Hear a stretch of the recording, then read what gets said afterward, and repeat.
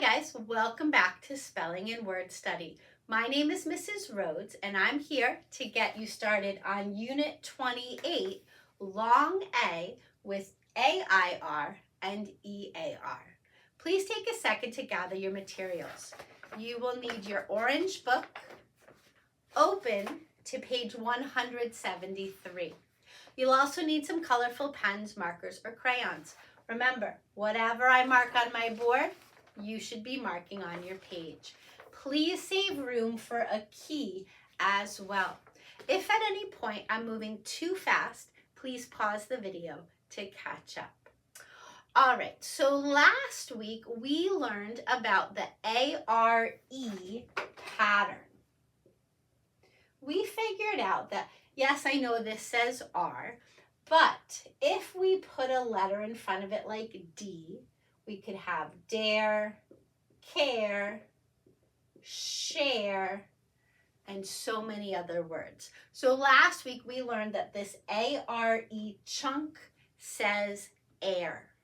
Well, today we're going to learn about two other patterns that can also be used to make that air sound. And notice that air sound is kind of a long A followed by an R. Air, air, right? So I want you to take a look at our list and notice that all of our words this week are going to use either AIR or EAR to make that air sound.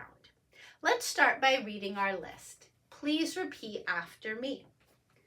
Airplane, bear, dairy, despair, fairground, fairy, impair, pear, prairie, repair, staircase, swear, tear, wear, and wheelchair. Did you hear that air sound over and over again? Great. Okay, so let's choose a color. And we are going to go through our list and look for that AIR chunk wherever it shows up. So we see it at the beginning of airplane. We see it at the end of a syllable in dairy. And again at the end of despair. At the end of a syllable in fairground. At the end of a syllable in fairly. At the end of a word in impair. We see it again in prairie, repair, staircase, and wheelchair. Okay? All of these words use that AIR chunk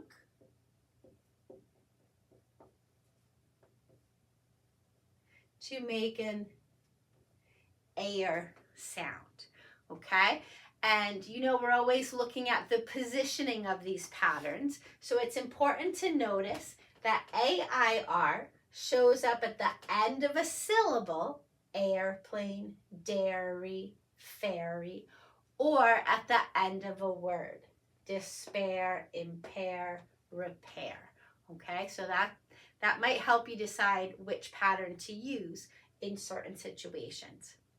Now let's choose a second color, and this time we're going to look for the EAR. Now this is a little tricky because when I see EAR, I think ear, right? And sometimes EAR does make an ear sound in words like hear and dear and fear.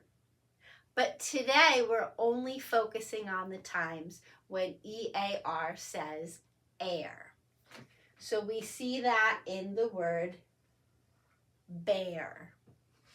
We see it again in the word pear.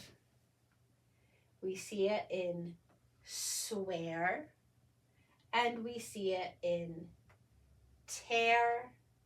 And again in the word where. Notice where it shows up in all 5 of these examples: bear, pear, swear, tear, and wear, it shows up at the end of a word, never at the beginning, okay? So over here, green box equals EAR, but that is also going to make the AYR, the air sound, okay?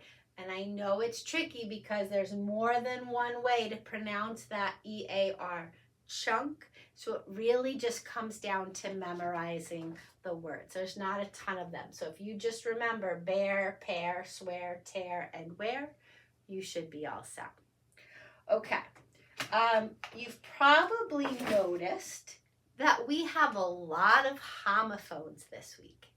Homophones are two or more words that sound the same, but they're spelled differently and have different meanings. So I think what I'm going to do is I'm going to underline my homophones in blue. So let's start with the word bear. This word can have two meanings. It can be an animal, like a grizzly bear, a polar bear, a brown bear. That's spelled like this. But it can also mean to handle something, like I can't bear to wait another second. I'm so excited for to open my presents. I can't bear to wait. So to bear something means to handle it. Sometimes your parents tell you not to sit on a shelf or not to sit on a certain table because it can't bear your weight, meaning you're too heavy for it, it can't handle it, and it might break.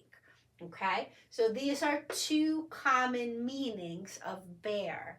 But there's another kind of bear that we talked about last week, and this kind of bear means like empty or exposed, right? So bare feet are exposed. You have no socks, you have no shoes. A bare cupboard is empty. There's nothing in it, okay? So that describes this kind of bear, but pretty much everything else is going to go with this kind of bear. Bear and bear are homophones.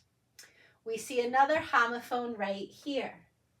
The word fairy, okay? When we think about fairies, we think about those cute little mythical creatures that have wings and they fly around.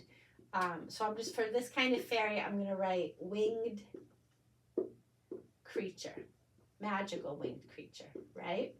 But there's also this kind of fairy, which is what you would ride on if you wanted to visit an island like Nantucket or Martha's Vineyard. You would have to get on a boat, and that boat would take you from one place to another.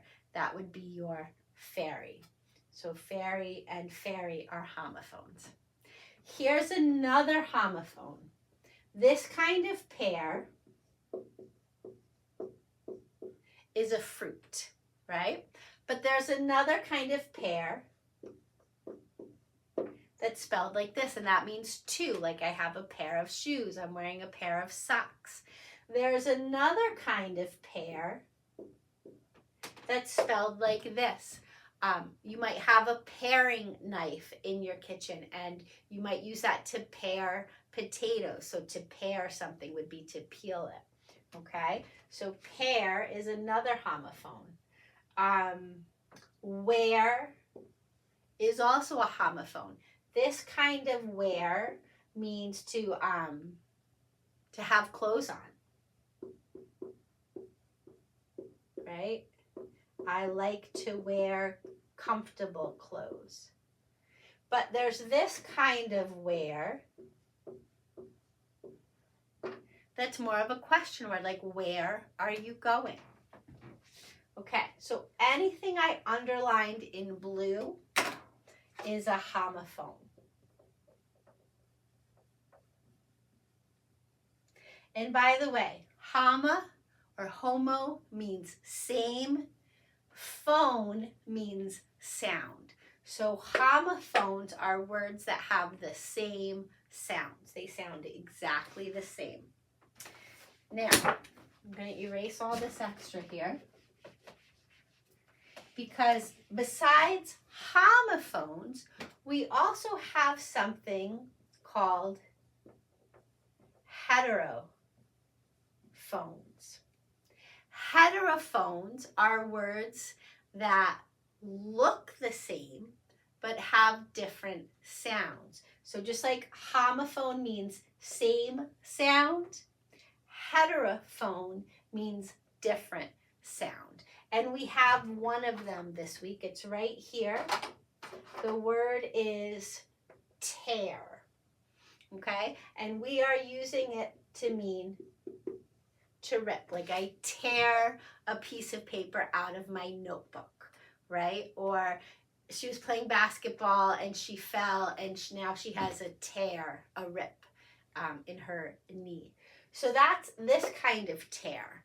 But you can also take that same spelling and pronounce it tear, like a tear fell from his eye. Tear and tear look the same, but they sound different. And so that's why they are considered heterophones, two words that look the same but sound different.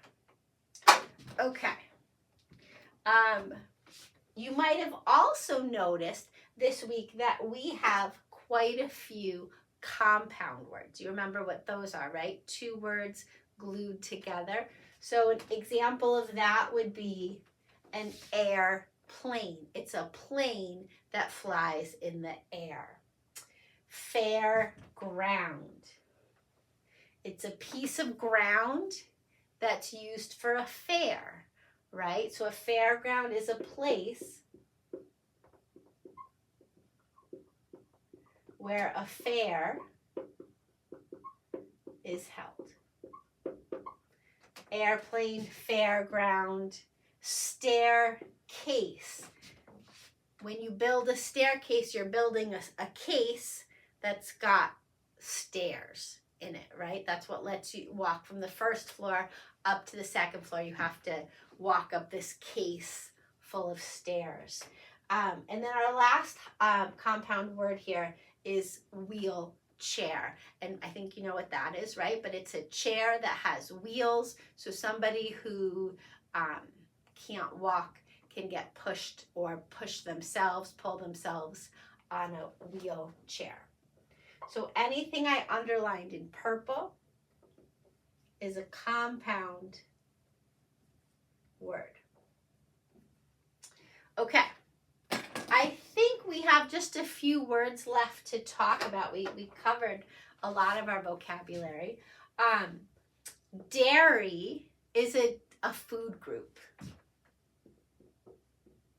So if you've learned a little bit about healthy eating and how to have a balanced diet, you know that every day you need some protein, you need some fruits, some vegetables, some grains, and then you need dairy. Dairy products come from milk. So things like milk, cheese, ice cream, yogurt, butter, those are all dairy products. Despair, that can be a noun. It could describe your feeling, like she was full of despair. It can also be used as a verb. To despair means to give up hope. Okay, so if you have been working really hard to learn how to ride your bike and you've tried 10 times and every time you fall and scrape your knee, you might despair that you will ever learn, right? You might be full of despair and think it's impossible. To impair, here's a really good word. To impair something is to make it worse. So you've heard of people who are hearing impaired, right? They're not completely deaf, but they have a hard time hearing because something has impaired their hearing. Maybe they had an injury or an illness that made it harder for them to hear. So they are hearing impaired. You know that in across the country, we have strict laws that make it illegal for people to drink alcohol or smoke marijuana or take other drugs, even some prescription drugs, before they drive, because any of those items can impair your driving, which means it makes your driving worse. And people can get arrested and get tickets for driving under the influence, driving while impaired. Okay, prairie is grassland. So if you look at a map of the United States, on the East Coast, we have lots of forests, lots of trees. On the West Coast, we have lots of mountains, we have deserts. And then in the middle, in places like Kansas and Indiana, we have prairie, just wide open, flat grassland. Okay, that would be prairie land. To repair something is to fix it. To swear, well, that can mean a couple different things, right? Some people say that if you say bad words, that's swearing, right? So parents have rules about swearing, no swearing. But you can also like swear to do something, like I swear I'll clean my room, and that just means you promise. Okay, so that's like a solemn, serious promise. Okay, we talked about the rest of these, so that's good. The last thing I want to talk about is when you get to page 177, you're going to have more practice with these homophones. Remember I said there were 4 homophones: bear, pear, where, and fairy. You're going to see others right here. Okay, so do your best. If you're not sure what a word means or how to spell it, look it up, ask a grown-up. But these are all good words to know. All right, that's all I have for you right now. Good luck, and I will see you next time. Bye-bye.